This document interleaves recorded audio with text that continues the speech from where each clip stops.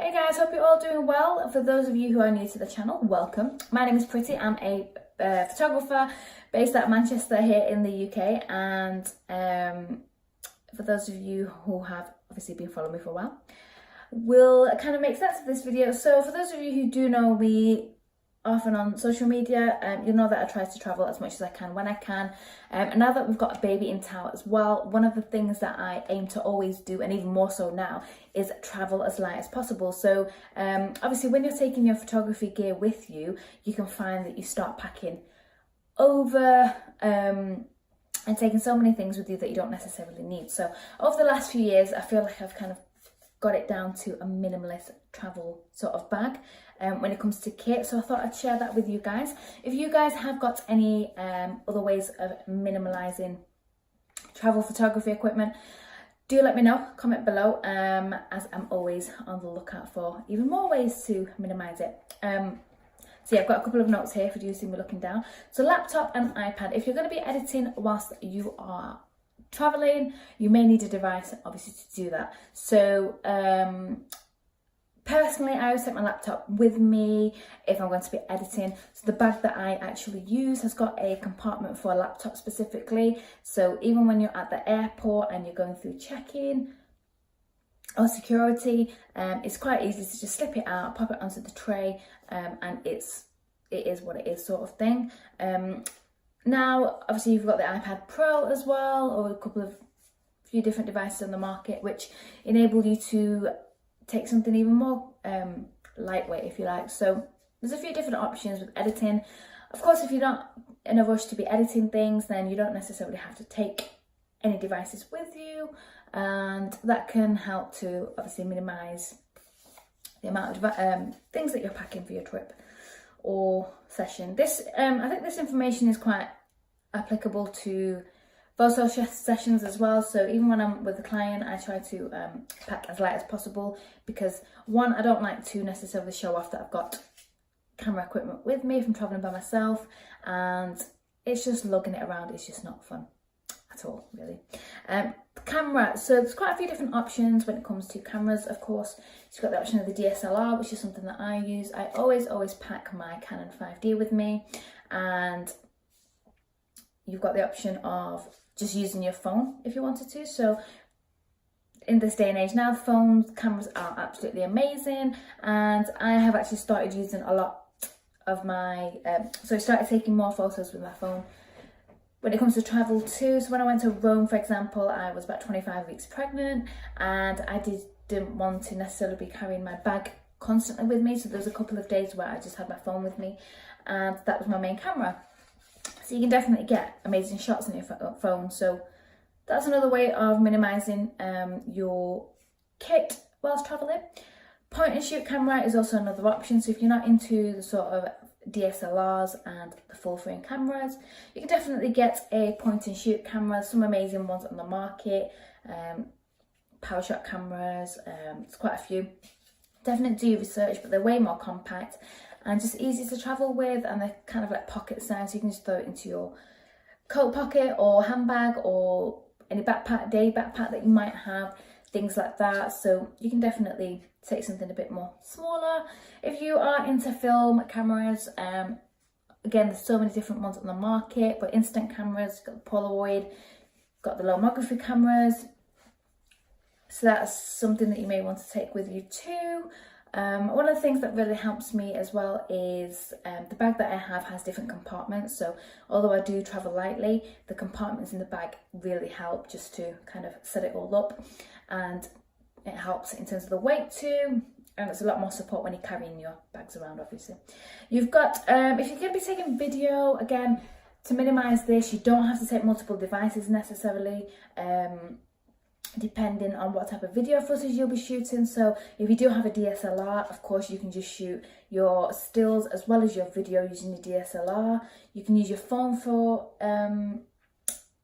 video footage as well, just because it's so good. A lot of the phones now obviously support 4K too, so you can definitely just shoot in 4K if you wanted to, and have that for later on for editing. Again, that's something that I've started doing, because I'm not hugely into video when it comes to like travel.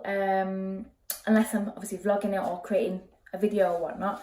But as and when I do, I tend to use my phone as the main sort of source of video editing.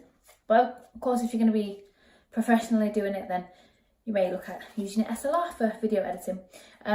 Drone is another option. So we have the Mavic now, so it's way more compact and so much easier to just kind of pack into our bag and take it with us. It's so much lighter. A few years ago we had the Phantom, I think it was, which is like the really chunky big one, the first one that DJI released, and that was just such a nightmare to pack and take with us just because of the size of it.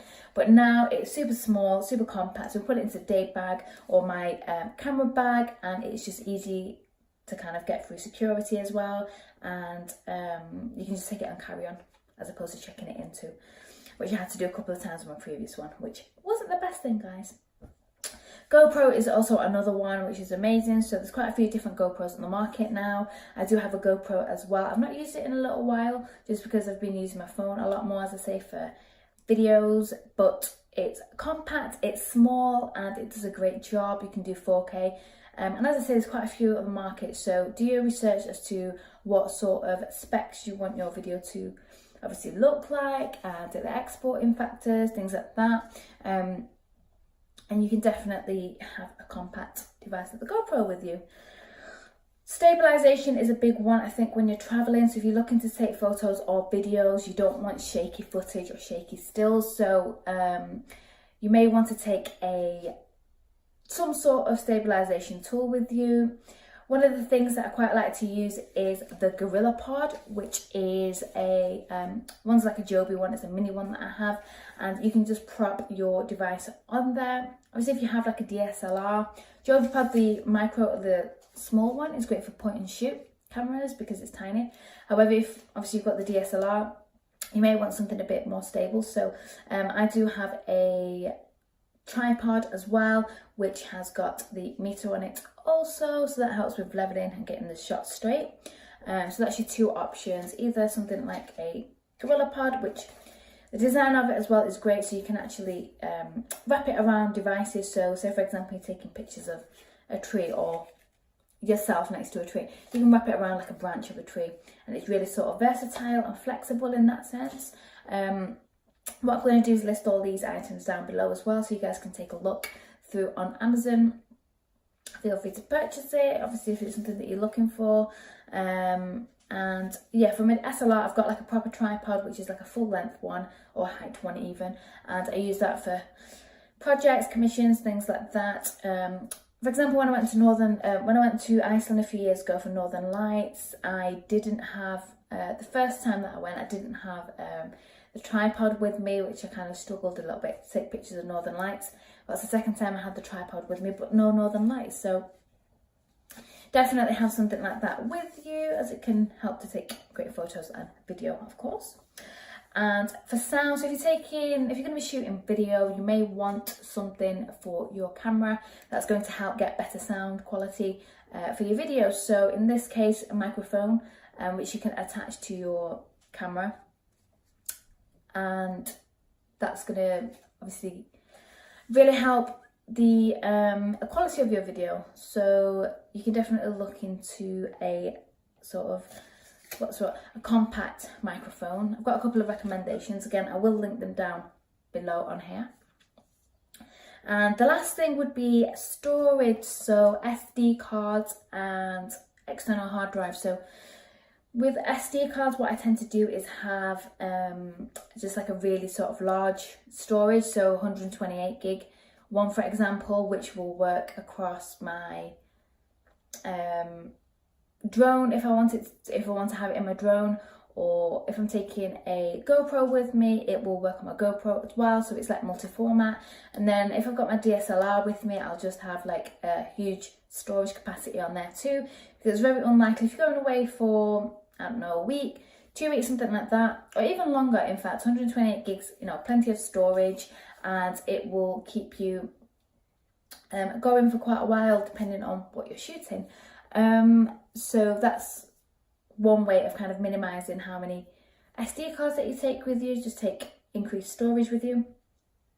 And external hard drive, Again, if you've got an external hard drive which has plenty of storage on there, if you're offloading your data onto it, then the bigger the better really, so you don't have to take as many devices with you. So just a recap on that information.